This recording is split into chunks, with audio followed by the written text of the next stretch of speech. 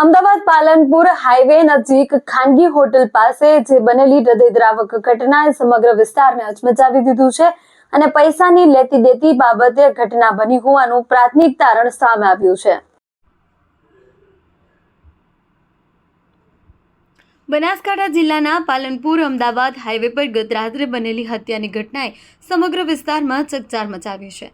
Highway પર આવેલી એક ખાનગી હોટલના પાર્લર નજીક અચાનક 25થી વધુ શખ્સોએ ધસી આવી બે યુવકો પર હથિયાર વડે જીવલેણ હુમલો કર્યો હતો।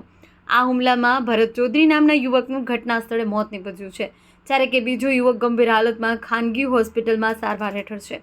પ્રાથમિક તપાસમાં પૈસાની લેતી દેતીને લઈને થયેલા વિવાદમાં હત્યા થઈ હોવાની બાબત સામે આવી છે। હુમલો કર્યા બાદ આરોપીઓ ઘટના સ્થળેથી ફરાર થઈ ગયા હતા। ઘટનાની જાણ થતાં પાલનપુર પશ્ચિમ પોલીસ સહિત એલસીબી અને એસઓજીની ટીમો તાત્કાલિક સ્થળ પર પહોંચી હતી। મૃતકના મૃતદેહને પોસ્ટમોર્ટમ અર્થે પાલનપુર સિવિલ હોસ્પિટલ ખસેડવામાં આવ્યો છે। ઘટનાને લઈને ચૌધરી સમાજના લોકો મોટી સંખ્યામાં સિવિલ હોસ્પિટલ ખાતે એકત્ર થયા હતા અને આરોપીઓ ઝડપાયા ત્યાં સુધી મૃતદેહ સ્વીકારવાનો ઇનકાર કર્યો હતો। પરિસ્થિતિની ગંભીરતા જોતા પોલીસે ફાઇનલ પોસ્ટમોર્ટમ કરવાની કાર્યવાહી હાથ ધરી છે। આ દરમિયાન જિલ્લા પોલીસ વડાએ પણ ઘટના સ્થળ અને સિવિલ હોસ્પિટલની મુલાકાત લઈ પરિસ્થિતિની સમીક્ષા કરી હતી। હત્યાની ગંભીરતાને ધ્યાનમાં રાખી પોલીસ દ્વારા કુલ 8 ટીમો રચવામાં આવી છે। આસપાસના વિસ્તારોમાં સીસીટીવી ફૂટેજ તેમજ ટેકનિકલ સર્વેલન્સના આધારે તપાસ તેજ કરવામાં આવી છે। અત્યાર સુધીમાં પોલીસ દ્વારા 5 થી 7 શખ્સોને રાઉન્ડ અપ કરવામાં આવ્યા હોવાનું જાણવા મળે છે, જ્યારે કે મુખ્ય આરોપીની શોધખોળ ચાલુ છે। પાલનપુર પશ્ચિમ પોલીસ મથકે આ મામલે 24 લોકો સામે ફરિયાદ નોંધાઈ છે। હત્યાના કેસમાં તમામ પાસાઓથી તપાસ ચાલી રહી છે। સીસીટીવી અને ટેકનિકલ માહિતીના આધારે આરોપીઓને ઝડપી પાડવામાં ટીમો કામે લાગી છે। સિવિલ હોસ્પિટલ ખાતે મૃતકના પરિવારજનો અને સમાજના આગેવાનો દ્વારા કડક ન્યાયની માંગ ઉઠવા પામી છે। ભરત ચૌધરીની નિર્દય હત્યા કરવામાં આવી, જ્યાં સુધી આરોપીઓ પકડાશે નહીં ત્યાં સુધી અમે મૃતદેહ સ્વીકારીશું નહીં। અમારા પરિવારને ન્યાય જોઈએ, આરોપીઓને તાત્કાલિક પકડવામાં આવે તેવી માંગ છે। આ હત્યાની ઘટનાએ ફરી એકવાર હાઈવે વિસ્તારમાં મોડી રાત્રે ખુલ્લા રહેતા પાર્લરો, જાહેર સ્થળોની સુરક્ષા વ્યવસ્થા પર ગંભીર પ્રશ્નો ઊભા કર્યા છે। હાલ પોલીસ તપાસ તેજ બનાવી આરોપીઓને ઝડપવાની દિશામાં કાર્યવાહી આગળ ધપાવી રહી છે। અહેવાલ હરગોવન ચૌહાણ, ખબર બનાસકાંઠા ન્યૂઝ। બનાસકાંઠા જિલ્લામાં 7 તારીખ રોજ રાત્રે એક જે ગાદરવાડા જે ગઢ પોલીસના હદમાં આવે છે ત્યાંના જે રહેવાસી છે 4 મિત્રો જે પાલનપુર આવ્યા હતા તે દરમિયાન તેમના પર જે પાલનપુર પશ્ચિમની હદમાં ત્યાં જે અલગ અલગ ઇસમો દ્વારા જે હુમલો કરવામાં આવે છે, જેમાં જે ઇસમો જે છે એ ઇસમોને અત્યારે હાલમાં આઈડેન્ટિફિકેશનની કાર્યવાહી ચાલુ છે। પોલીસ દ્વારા અલગ અલગ જે આરોપીને આઈડેન્ટિફાઈ કરીને તેમને વેરીફાઈ કરીને અને રાઉન્ડ અપ કરવામાં આવ્યા છે। તદુપરાંત હાલમાં જે ઇજાગ્રસ્ત છે તેમના પણ જે નિવેદન લેવાની એ કાર્યવાહી ચાલુમાં છે। તદુપરાંત બનાસકાંઠા પોલીસ દ્વારા આ આખા ઘટનાક્રમ બાબતે અલગ અલગ 8 જેટલી ટીમોનું બનાવીને, જેમાં ખાસ કરીને સાયબર ક્રાઇમ ટીમ, એલસીબીની ટીમ, પાલનપુર પશ્ચિમ, પાલનપુર પૂર્વ, પાલનપુર તાલુકા, ઇવન ગઢ પોલીસ સ્ટેશનની ટીમ તેમજ છાપી પોલીસ સ્ટેશનની ટીમ અલગ અલગ જે હ્યુમન રિસોર્સિસના આધારે, ટેકનિકલ રિસોર્સિસના આધારે આરોપીઓને પકડવાની કાર્યવાહી ચાલુ છે। આ તમામ જે ઘટનાક્રમ છે એ ઘટનાક્રમ અન્વયે કોઈ બીજા પગલાં લેવાના થશે તો તે બાબતે પણ તે મરણ જનાર, તેમના પરિવારજનો અને તેમને સાથે રાખીને એમને ન્યાય મળે અને ઝડપથી ન્યાય મળે અને તમામ આરોપી પકડાઈ જાય એ માટે બનાસકાંઠા પોલીસ હાલમાં કાર્યરત છે। તો ઘટનાના કોઈ સીસીટીવી ફૂટેજ સામે આવે છે? આ તમામ ઘટનામાં બાબતમાં જે ઘટના જગ્યાએ બન્યો છે એ બાબતના ત્યાંના પ્રોપર સીસીટીવી કે ત્યાં સીસીટીવી નથી, પરંતુ જે અન્ય જે દરેક સરાઉન્ડિંગ એરિયા કે બીજી જગ્યાએ જ્યાં આરોપી ભેગા થયા હોય કે બીજી કોઈ જગ્યાએ અન્ય જગ્યાએ સીસીટીવી હોય એ બાબતે અમારી જે ટેકનિકલ ટીમ છે એ તમામ જગ્યાઓનું ખાસ કરીને રૂટ મેપિંગ કરી રહી છે। રૂટ મેપિંગના આધારે આ જે આરોપીઓ જે ઘટના સ્થળને અંજામ આપ્યો અને ત્યાંથી છૂટા પડ્યા હોય એ તમામ જગ્યાઓના સીસીટીવી ફૂટેજ મેળવવામાં આવી રહ્યો છે। અત્યારે હાલની તારીખમાં બનાસકાંઠા પોલીસ દ્વારા અલગ અલગ જગ્યાઓના જે સીસીટીવી ફૂટેજ છે એનું એકત્રીકરણની કામગીરી બી ચાલી રહી છે।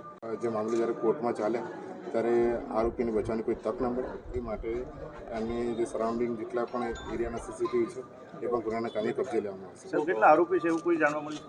અત્યારે હાલમાં તારીખમાં 24 જેટલા આરોપીઓ વિરુદ્ધમાં ફરિયાદ લેવામાં આવી છે અને આ તમામ જે આરોપીઓ છે એને રાઉન્ડ અપ કરવાની કાર્યવાહી પણ હાલમાં ચાલુ છે.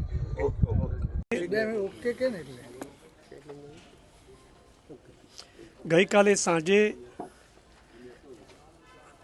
રામદેવ હોટલ અમદાવાદ હાઈવે ઉપર અમારા બંને ભાઈઓ ગાદલવાડા ગામના નીતિનભાઈ અને ભરતભાઈ એ બંને ભાઈઓ ત્યાં બેઠા હતા અને પાલનપુરના અથવા કોઈ પણ વિસ્તારના કોઈ અસામાજિક તત્વો 3 થી 4 ગાડી ભરી અને ખુલ્લી તલવારો, પાઇપો અને લકડીઓ લઈ અને એમના ઉપર ઉચિંતો જ હુમલો કરી દીધો. એમાંથી એમને તાત્કાલિક પછી એ લોકો ત્યાંથી ભાગી નીકળ્યા અને બંને ભાઈઓને હોસ્પિટલમાં લઈ જવામાં આવ્યા. તે અમારા એક ભાઈ ભરતભાઈનું રાત્રે અવસાન થયું છે. આ એક ખૂબ ગંભીર બાબત છે અને સમગ્ર ચૌધરી સમાજ અને બધા જ સમાજના ભાઈઓ આના ઘટનાને એકદમ વખોડી કાઢે છે. અને આજે આપ જોઈ શકો છો બધા જ અમારા યુવાન ભાઈઓ અહીંયા આવી ગયા છે સિવિલ હોસ્પિટલમાં. તો અમે કોઈ પણ ભોગે આ ઘટના જેમના દ્વારા કરવામાં આવી છે એમને છોડવામાં આવશે નહીં, બક્ષવામાં આવશે નહીં. અમે પોલીસ એસપી સાહેબને પણ એક વિનંતી કરીએ છીએ કે તાત્કાલિક ધોરણે જ્યારે પણ આની કાર્યવાહી ચાલુ કરી અને આ સમગ્ર ઘટનામાં જે પણ ભાઈઓ સંજોવાયેલા છે એ તમામની ધરપકડ કરવામાં આવે અને એમના વિરુદ્ધ કડકમાં કડક પગલાં ભરવામાં આવે એવું પણ અમે આજે આપને જણાવીએ છીએ મીડિયાના માધ્યમ થકી. બાકી આપણા ગુજરાત જે શાંતિનું ગુજરાત કહેવાય છે અને ત્યાં આવી જે ઘટના બને છે એ આપણા માટે ખૂબ મોટી દુઃખદ ઘટના છે. માટે ત્વરિતમાં ત્વરિત આ જેને પણ આ કૃત્ય કર્યું છે એની ગુનાહિત પ્રવૃત્તિ વિશે અમે થોડું જાણ્યું તો ભૂતકાળમાં પણ જો એને આવા ગુનાઓ કર્યા હોય અને અત્યારે પણ એ પોતાની જાતને દાદા માનતો હોય અને આવી રીતે ખુલ્લેઆમ છોકરાઓ ઉપર તલવારો લઈને જો હુમલા કરતો હોય તો એને બક્ષવામાં આવશે નહીં. માટે એની ઝડપથી ધરપકડ કરવામાં આવે. અન્યથા અમે આગળના અમારા કાર્યક્રમો આપી અને આખા ગુજરાતમાં અમે સરકારશ્રીને પણ રજૂઆત કરવી પડશે તો કરીશું. બાકી આને છોડીશું નહીં અને બક્ષીશું નહીં.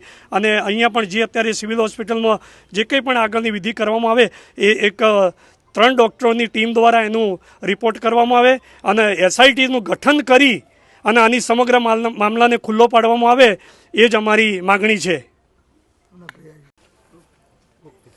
નમસ્કાર. જે ભાઈએ વાત કરી બનાવ બન્યો એ ભરતભાઈ મારા મામાના દીકરા થાય છે. જે આ તો મને એવું લાગે છે કે હવે પહેલાં યુપી બિહારમાં જેવી સ્થિતિ હતી એવી સ્થિતિ ગુજરાતની એનાથી પણ બદતર થઈ રહી છે. કાયદો અને વ્યવસ્થાની સ્થિતિ જ નથી.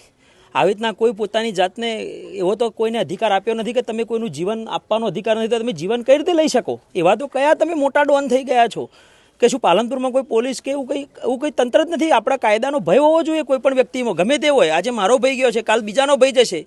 તો આવું તો કોઈ કાળે ચલાવી ના લેવામાં આવે. આના માટે તો સખ્તમાં સખત યોગી મોડલ જેમ ચાલે છે ને યુપીમાં, એ ખરેખર એમની ન્યાય પ્રણાલી કમ્પ્લીટ જ છે. એવું જ મોડલ ગુનેગારો થથરવા જોઈએ અને સામેથી પગ પકડીને પોલીસ સ્ટેશનમાં જવા જોઈએ કે મહેરબાની કરીને મને બક્ષી દો.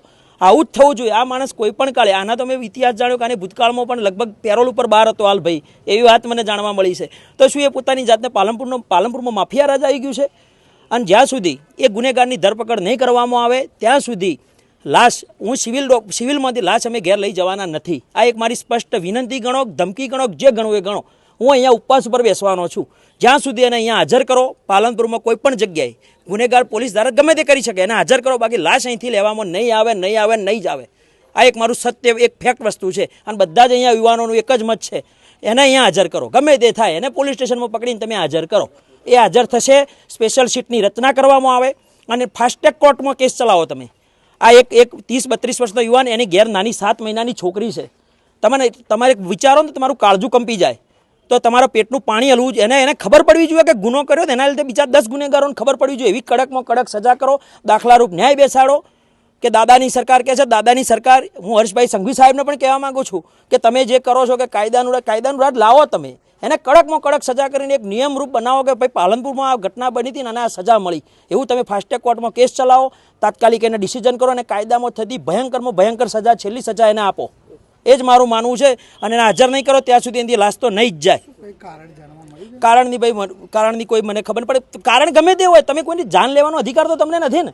તમે વાત આપણા બંનેની વાત થાય છે, તમે કંઈક વાતચીત કરીને ફેસલો લાવો. તમે સીધા કોઈને તલવારથી હુમલા કરો, આ કોઈ રીત છે? આ 21મી સદીમાં પહેલાં યુપી બિહારના ઉદાહરણ હાલતા હતા, હવે અત્યારે આપણે ગુજરાતમાં આવું અને પાલનપુરમાં છડે ચોક રામદેવ હોટલની બાજુમાં હાઈવે પર જો આવું થતું હોય તે કોઈ કાળે ચલાવી ના લેવામાં આવે ભાઈ.